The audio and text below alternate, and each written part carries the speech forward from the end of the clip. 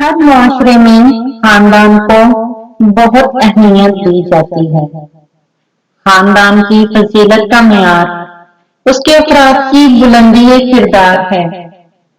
किसी घराने के दो चार अफराद भी अगर साहिबे फजलो शर्फ हों तो पूरा खानदान फख्र करता है। हजरत कासिम अलैहिस्सलाम की खानदानी फजीलत का क्या कहना, जहां पर हर छोटा बड़ा फख्रे इंसानियत है। शहजादा कासिम अलैहिस्सलाम के लिए ये फख्र क्या कम है कि जद्दे आला रसूल पाक सल्लल्लाहु अलैहि वसल्लम दादा मौला अली अलैहिस्सलाम, दादी जनाबे फातिमा तो ज़हरा सलामुल्लाह अलैहा, बाप मौला हसन मुज्तबा अलैहिस्सलाम और चचा मौला हुसैन अलैहिस्सलाम है।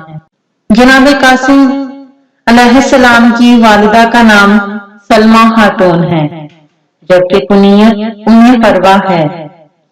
इस बारे में मुख्तलिफ रवायात पाई जाती हैं, ताहम ये कहना कि वो आज़रबाईजान के फरमा रवाब की बेटी थी दुरुस्त नहीं, क्योंकि मुहक्किकीन बिलखसूस अल्लामा सैयद ज़मीर अख्तर नकवी ने भी यही रवायत बयान की है कि वो उमराउल कैस की दुख्तर थी और मौला हुसैन अलैहिस्सलाम की ज़ौजा मुहतरमा जनाबे रुबाब की बड़ी बहन थी। उम्मे परवा के बतन से 4 बेटे और 1 बेटी आलम वजूद में आए।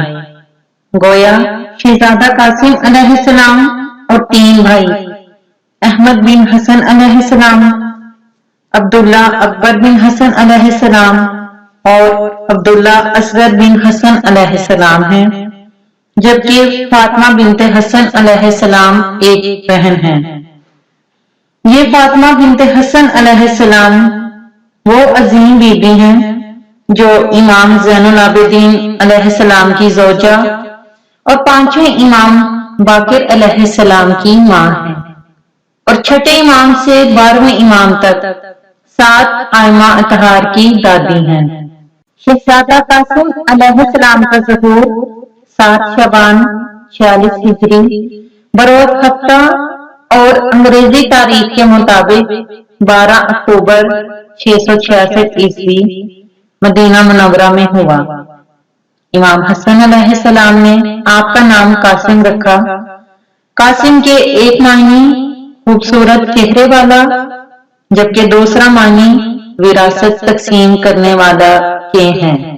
एक सुन्नी शायर यूसुफ अली उजैर ने हजरत कासिम अलैहिस्सलाम के इस्म ग्रामी की तशरीह यूं की है कि आपके नाम में मालिक कायनात के 4 नाम हैं, कदीर, अल्लाह, सलाम और मोमिन।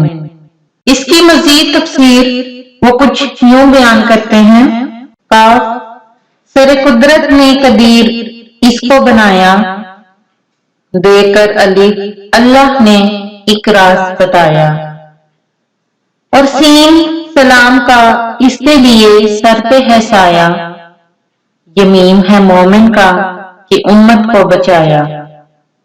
इसरार अजब इसमें मुबारक में नेहा है, एक नाम है 4, इसमें खुदाए 2 जहां हैं। हजरत कासिम अलैहिस्सलाम के नाम के अलावा तारीख में अलकाब व खिताब तो नहीं मिल सके, अलबत्ता उर्दू मरसिये में काफी अलकाब नज्म किए गए, जिनमें से चंद किए हैं।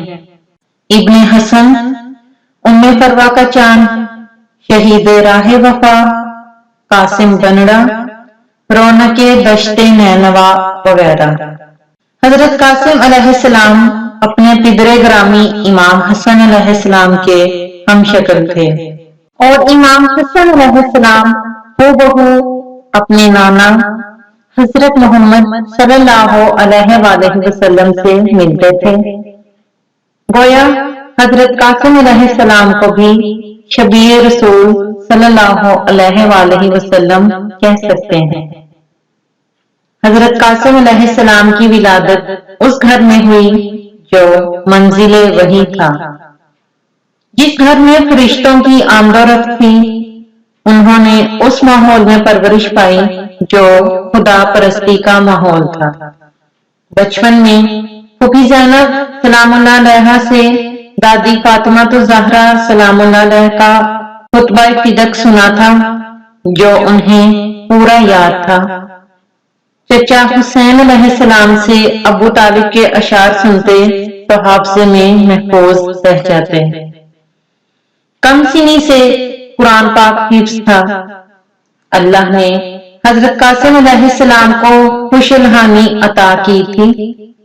جب مسجد نبوی میں قرآن مجید کی تلاوت فرماتے تو چاروں اطراف سے لوگ جمع ہو کر سنا کرتے تھے۔ آپ علیہ السلام اکثر اپنے دادا علی مرتضیٰ علیہ السلام کے خطبات لوگوں کو سناتے۔ کم سنی میں ہی آپ کی زبان کی فصاحت و بلاغت لوگوں کو حیرت زدہ کر دیا کرتی تھی۔ آپ علیہ السلام کا ایک فرمان ہے، میرے نزدیک موت شہد سے زیادہ شیریں ہے۔ تقریباً 4 برس کی عمر میں حضرت قاسم علیہ السلام کے سر سے باپ کا سایہ اٹھ گیا۔ تب لوح محفوظ کا مطالعہ کرنے والے امام حسین علیہ السلام نے آپ کو علوم رسالت و علوم امامت کے اسرار و رموز سے آشنا کروایا۔ امام حسین علیہ السلام نے حضرت قاسم علیہ السلام کو کبھی یتیمی کا احساس نہیں ہونے دیا۔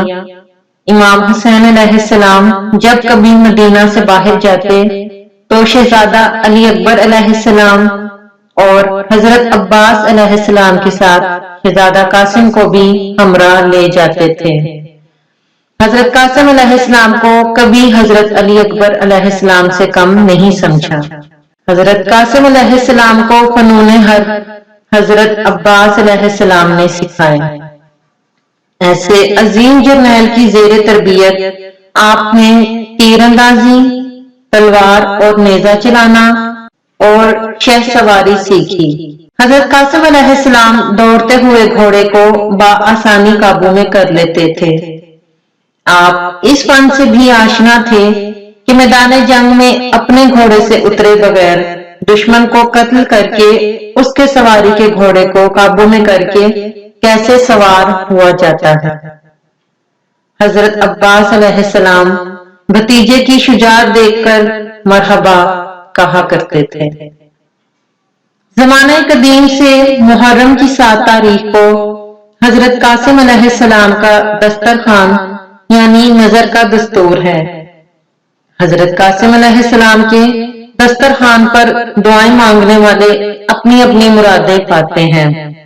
رب کریم شہزادہ قاسم علیہ السلام کے صدقے ہم سب پہ اپنا کرم فرمائیں اور ہمیں ان معصومین کی تعلیمات پہ عمل پیرا ہونے کی توفیق عطا فرمائیں، آمین یا رب العالمین۔